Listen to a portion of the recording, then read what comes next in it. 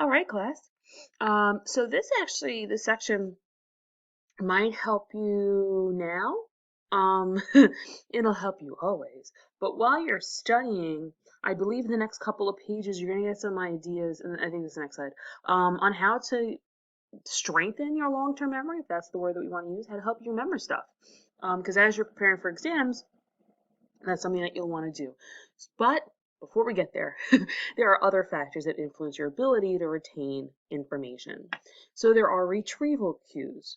So bits of spatial information that help recall memories from a web of neurons. So when learning the names of new people in a class, we're often able to better recall their name when we think about where they sit. So this is a little difficult because we're not in a physical space, but the idea of, let's say you had notes posted on your wall in your room as you're studying. I don't know if anyone's doing that. That's a little weird if you are, but whatever works. Um, and there's a question on the exam about memory and you have those notes on the wall, you may actually think of what does the wall look like, where was it. Those are retrieval cues. You kind of go back to the place of where you learned that information. And then mood congruency. And man, this is real. It's the tendency to recall memories that are consistent of your current mood. So, all right, sorry, I got interrupted. Jack is back.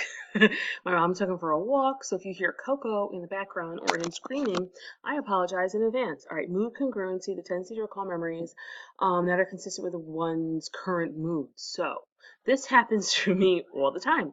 Whenever I am having a fight with Ernie, I remember like the worst things that have ever happened in our relationship. It's mood congruency. The other way to look at this, and because we're trying to be positive, right, is let's say you are at a family gathering and everyone's in a great mood, you're having a great time, and you start remembering, past parties that you're at or vacations or moments with them. The idea that you're so happy in that moment, you're able to remember other happy moments. Unfortunately, right now, a lot of us are very scared, anxious, and you may be remembering other times that you felt this. So it's the idea that however you're feeling is going to evoke memories where you had a similar feeling. All right, we've gone over this several times, but the list or sequencing, which is the serial position effect, the tendency to remember the names or information at the beginning of a list or an end of a list, and the middle is harder to remember. So one example is we remember the opening of a film, the ending, the middle part might be the most difficult in a unit, right? In this one, um, the middle portion may be more difficult for you to remember than the beginning and the end. If you have a grocery list and you're told to get milk, bread, soda, yogurt, and coffee, you may forget the soda because it was in the middle. If I remember that correctly, it was my own list. All right. So other things that happen is the stereotype effect or a stereotype threat, a situational predicament in which people are or feel themselves to be at risk of conforming to stereotype about their social group. So here's an example. A Harvard study found that lone females, like alone, right? Individual females in an Ivy League mathematics program tend to do far worse when isolated amongst men without a female cohort. Females tended to perform much better when at least there was one other female there. So if you feel like you are out of place, you may not be as successful as you could be if you felt like you were part of it. The stereotype threat. It makes sense, okay? Now, here are the strategies to aid in your memory. These are things that you should be doing now as you work towards this AP exam, maybe others as well. So chunking, the organizing of information into familiar manageable units. That's literally what we're doing now. So the idea that each like notebook page has a theme to it, or each unit, right? We're in unit 5, that chunking of that information will help you remember it better. Then there's mnemonic or mnemonic devices. I believe this is all on your FRQ. They're memory aids, so acronyms or other tricks to try to remember something. So the colors of the rainbow, red, orange, yellow, green, blue. What's I? Oh, I feel like an idiot now. I know that's violet. Indigo? Cool. That could be helpful. PEMDAS, right? Isn't that another mnemonic device? So it's just a way for you to help make, a memory aid.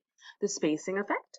So the spacing of learning and relearning, that's what we're doing. We're relearning information across several days or weeks rather than cramming the information. So, obviously the pandemic is horrific, but the one benefit that we've got in this course is that we have had several weeks of review, meaning that we are spacing it, that we're able to go over each section for a week, for a little bit of an expansive period of time, and then walk away from it.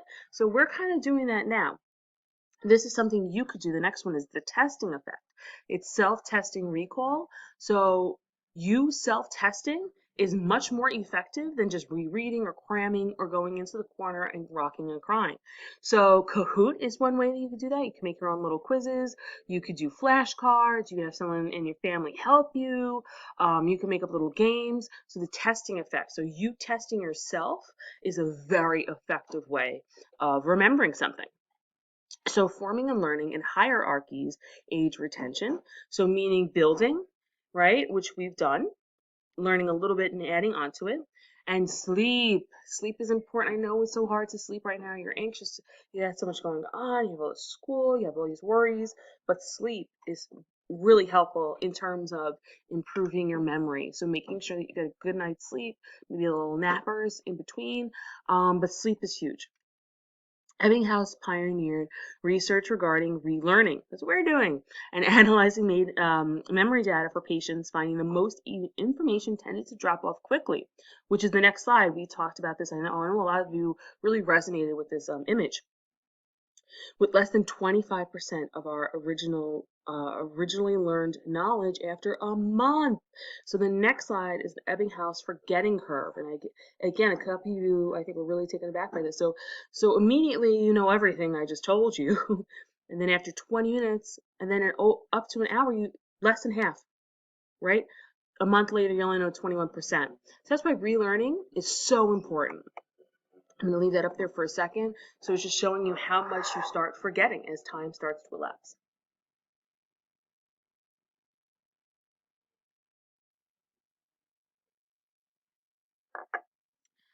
Okay, 2 more slides. We'll be under the 2 minutes. Amnesia. Well, we've all heard of it. You've all seen that movie. She has amnesia, can't remember, right? So there are biological factors that impact encoding, storage, and retrieval, which is the memory process. Anterograde amnesia is the condition in which patients fail to develop new memories with retrograde amnesia. On the other hand, is the failure to retrieve old memories. So, let's say you are in an accident. Anterograde means that you can't come up with any new information. This is a pretty dumb example. It's not exactly accurate, but all I can think of in this moment is Dory from Finding Nemo. Now, she has a different issue, but she can't create new memories. So that's that. It's a great. So she doesn't exactly have this, but it's the same idea. Because she also can't remember. I don't know what someone loved. Sorry, but she can't make new ones. That's the connection. And then retrograde amnesia, that's when the person wakes up and they have no idea who they are. Someone's like, "Oh, I love you. You're my who? That's my husband." So when you see those movies and they don't know anything, that's the retrograde. So aside from potential biological causes of forgetting, the presence of other memories can impact the encoding. So proactive interference. This is the disruptive effect of prior learning recall new information. This is why it may be hard to make a new password for one's phone, as the memory of the old password inhibits the encoding or retrieval of the new password. You may accidentally calling that's really creepy. Okay, but the idea of proactive interference is that the old information that you've taken so much time to store and remember, it's very difficult. Sorry, Jack fell. And he can't get up, and it's really funny. He'll figure it out. Okay.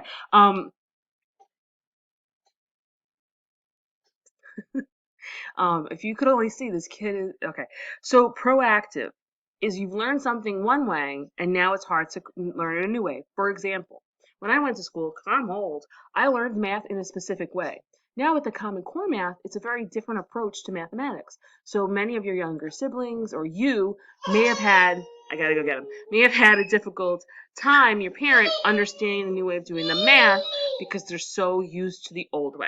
Okay, Jack is fine. So proactive interference is where you've already learned something, so now you're trying to teach yourself something new in the same category. It's hard to do that. Retroactive interference occurs when new learning is disrupted, the recall of old information. So the song you're currently listening to actively prevents you from remembering the words or melody of an older song. You might be accidentally, why is that the same thing twice? Okay, so proactive is you're trying to do something new and you can't.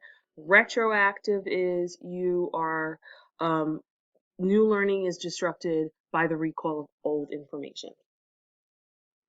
I hope that was clear. If it isn't, we can revisit that later. And then finally, our best friends, Miss Elizabeth Loftus. One thing that's quite exciting is, unless I read it wrong, she is going to give a lesson that's recorded for AP Psychology. It's going to be posted. And I'm going to share it with you. So I hope that's not like a misinformation or, but I'll let you know more about that because I'm fascinated with her.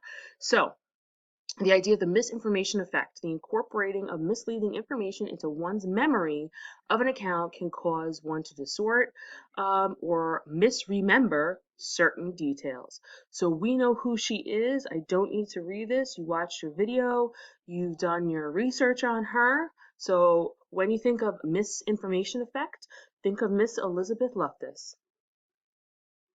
All right, so that concludes our lesson. I just wanted to share this with you. Jack is fine. He was standing watching Coco and then he fell and then he couldn't figure out how to get out of that position. And I'm a horrible mother and I thought it was funny and I took the time to take the picture before helping him. All right, so that's what it's like over here at the Perez home. I hope you are doing well. I'll leave you with one more image so you don't think I'm a lunatic. This is how he normally looks, I promise. He's good. I hope all of you are well and that video was helpful. Please let me know if you need anything. And hang in there, guys.